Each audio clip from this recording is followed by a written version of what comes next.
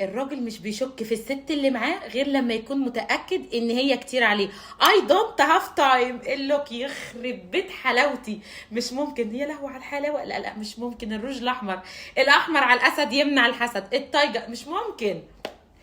الراجل ما بيشكش في الست كتير قوي غير في حالتين. لو مريض نفسي بالشك فده احنا ما بناخدهوش وبننطره، يا اما اساسا هو شايف ان هي كتير عليه. يعني ايه؟ سي مثلا انت مرتبطه بشخص انت احسن منه في الوضع الاجتماعي، الوضع المادي، متشافه، هو اقل، فطول الوقت هيبقى قلقان ليه بقى؟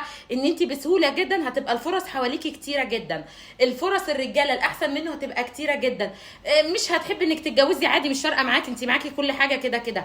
فهو طول الوقت هيبقى متقدر، هيبقى قلقان انك تتخطفي منه بسهوله جدا، هيبقى عارف ان ممكن يتعرض عليكي لاحسن منه، فانت ممكن دماغك تجيبك انك تاخديه وتسيبيه، فبالتالي هنفضل طول الوقت بنلف حوالين بعض في دايره ملهاش اول من اخر. فالشك مش لازم اللي انا عايزه اقوله في الفيديو يكون ان انت حد مش كويس، واحده مش محترمه، حاجه ناقصاكي. لا، الشك عند الراجل بيبقى اتنين: يا مرض نفسي، خروجه من علاقه اتخان فيها فطول الوقت قاعد متوتر وشاكك ان كل الناس هتاذيه او هتخونه، او اي واحده تخش حياته هتخونه، يا اما هو شخص اساسا شايف نفسه قليل جنبك، انت احلى منه، انت اجمد منه، انت اغنى منه، انت مستواك الاجتماعي اعلى منه، فطول الوقت قاعد قلقان ان حد هياخدك.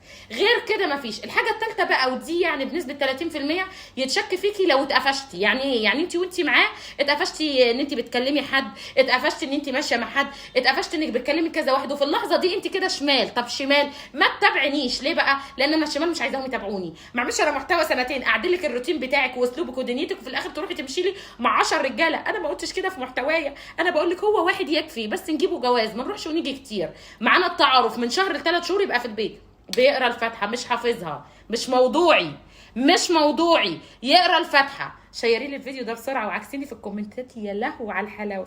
مش قادره اقفل الكاميرا بصراحه.